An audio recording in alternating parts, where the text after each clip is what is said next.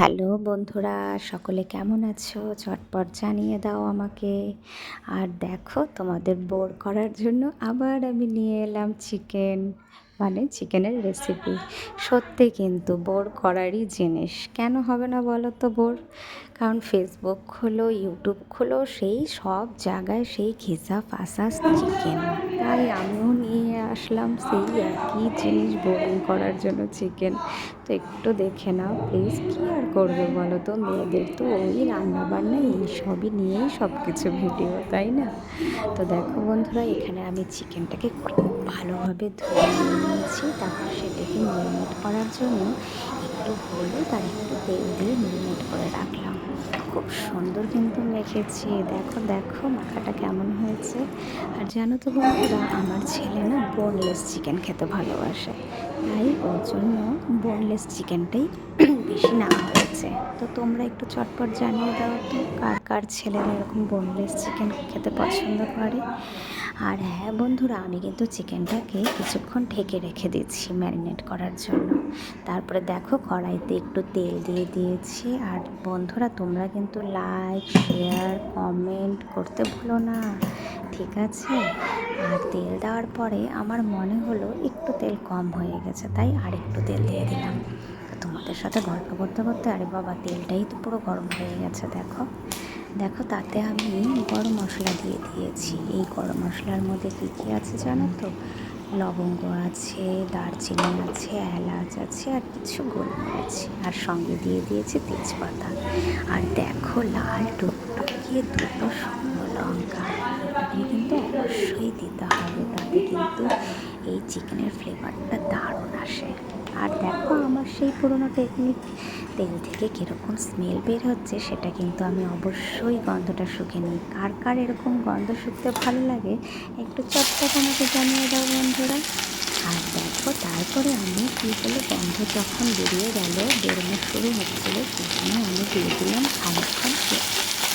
খানিকটা পেঁয়াজ দিয়েছি, ঠিক আছে? আমি পেঁয়াজটাকে কুচি কুচি করে নিয়ে তাকে ভালো মতন একটু ছড়িয়ে নিয়ে কড়াইয়ের মধ্যে গরম তেলের মধ্যে আমি ছেড়ে দিয়েছি বেরেস্তা করার জন্য। তোমরা জানো তো বন্ধুরা, বেরেস্তা কাকে বলে?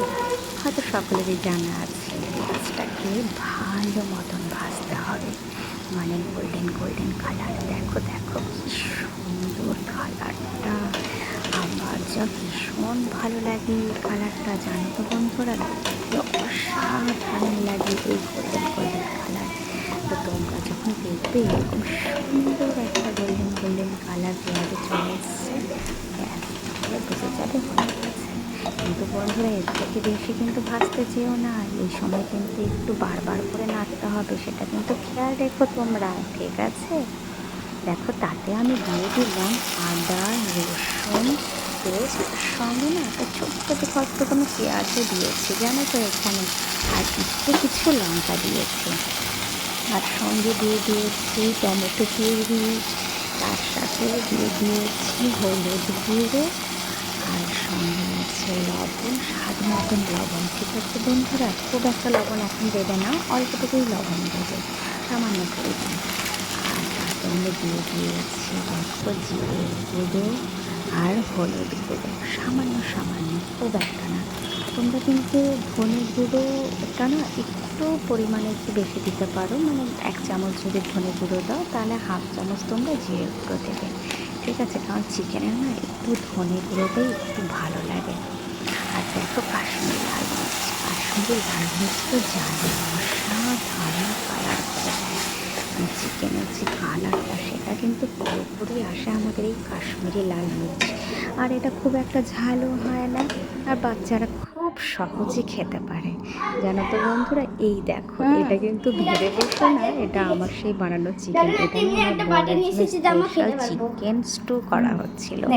কিচ্ছু না, উনি তো ওই মশলাদার চিকেন খাবে না, তাই ওনার জন্য আলাদা করে চিকেন স্টু বানানো।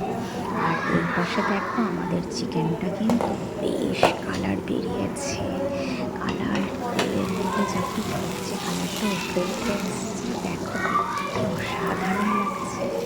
তো আমি মশলাগুলোকে ঢেকে ঢেকে ধীমে আঁচে কষে নিচ্ছি। আর বন্ধুরা, ভালো কথা, এই দেখো ঢাকনার মধ্যে যে জলটা ভেপে ভেপে লেগে দিই এটার মধ্যে, জানো তো, কারণ এটার মধ্যে না স্মেলটা থাকে। তো এদিকে আমার চিকেনটা কষা হচ্ছিলো, আর এদিকে আমার বরের জন্য প্রেশার কুকারে চিকেনের স্টু হচ্ছিল। দুটোই দুপাশে বসিয়ে দিয়েছি। এপাশে চিকেন দিয়ে ভালো মতো কষা হচ্ছে, আর পাশে দেখো দেখো সিটি মারছে। তো ওটা আমি কিন্তু 5-6টা সিটি লাগিয়ে দিয়েছি চিকেন স্টু বানানোর জন্য। ও আরেকটা কথা তো বলতেই ভুলে গেছি, চিকেন স্টুর মধ্যে কিন্তু আমি একটু গোলমরিচ আর লবণ দিয়েছিলাম। তো তোমরা যদি কেউ খেতে চাও চিকেন স্টু, তাহলে কিন্তু অসাধারণ টেস্ট হয় আর হেলদি, খুব হেলদি। সেটা তো নিশ্চয়ই সবার জানা আছে। তো যাই হোক, এখানে আমার চিকেনটাও বেশ কষা কষা হচ্ছিল। আর আমার এই যে এই পজিশনটা দেখতে যা লাগে না, মানে তেল ফুটতে থাকবে, তেলগুলো উপরে উপরে, আর তার মধ্যে কালারগুলো, এই যে কাশ্মীরি লাল মির্চ আর হলুদের মিশ্রণের যে কালারটা, এটার মধ্যে একটু লবণ আর তেলটা যখন পড়ে, তারপরে যে কালারটা বেরিয়ে আসে, সেই কালারটা দেখে সবাই বন্ধুত্ব হয়ে যায়, হ্যাঁ না বলো? যখন আমরা বাইরের যে কোনো খাবার দেখি, সেটা যদি কালারফুল হয়, তাহলে কিন্তু আমাদের খুব পরিমাণে আকর্ষণ করে। কার কার এরকম খেতে একটু লোভনীয় লাগছে একটু বলে দাও তো, কার কার জিভে জল আসছে, আসছে না জল? একটু চটপট কমেন্ট করে আমাকে জানিয়ে দাও কার কার জিভে জল আসছে। তো যাই হোক, এরকম করে আমি ধীরে ধীরে ধীরে ধীরে ধিমে আঁচে রান্না করছিলাম। তো কখনো কখনো মাঝারি আঁচও দিয়েছি। যাই হোক, এরকম করে আমার রান্না বান্না যখন হচ্ছিল, বারবার কিন্তু আমার বাচ্চারা এসে জিজ্ঞেস করছিল, বিশেষ করে আমার মেয়ে, জানো তো, মামা মামা খুব সুন্দর গন্ধ বেরোচ্ছে, কী রান্না হচ্ছে? Chicken chicken. মানে ওর চিকেন হলে ব্যাস আর কিচ্ছু চাই না। সেদিন যেটাই তুমি রেসিপি রান্না করো না কেন, ডাল হোক, শাক হোক বা ভেজিটেবল হোক, কোনো কিচ্ছু ওর চাই না, একমাত্র চিকেন চাই। আর এই চিকেনের স্মেলটা ও যেখানেই থাকুক না কেন, সেখানেই ও গন্ধটা পেয়ে যায়, জানো তো। সেখান থেকে ছুটতে এসে বলে, আমাকে দাও, আমি খাবো, আমি খাবো। আর আমাকে বাধ্য হয়ে বলতে হয়, মামা এখনও চিকেনটা হয়নি, তুমি একটু ওয়েট করো, হলেই তোমাকে দেবো। আর এটা হতে হতে কিন্তু ওর খাওয়াও হয়ে যায় অল্প স্বল্প নিতে নিতে। তো দেখো, সেদিন আমি একটু পোলাও বানিয়েছিলাম, সঙ্গে পোলাওয়ের সাথে চিকেন কষা। তো যথারীতি যখন কমপ্লিট হয়ে গেল, আমার ছেলে মেয়ে কিন্তু বসে গেছে টেবিলে খেতে। তাই ছেলেকে দিচ্ছিলাম সেটা পরিবেশন করে, তো তোমাদের সাথে শেয়ার করছি। তো তোমরা চলে এসো খেতে চটজলদি, সঙ্গে রায়তা আছে, সঙ্গে একটু শসা, পেঁয়াজ কুচি আর একটা ছোট্ট লেবু আছে। কেমন লাগছে বন্ধুরা, একটু চটপট জানিয়ে দাও। দেখো আমার ছেলেও বাই বাই করছে, ও তো ভাবছে কখন খাবে কখন খাবে। তো দেখো তোমরা কি সুন্দর টেলিসাস খাওয়ার, যা কার কার খেতে ইচ্ছে করছে চটপট জানিয়ে দাও, চলে এসো। Bye bye.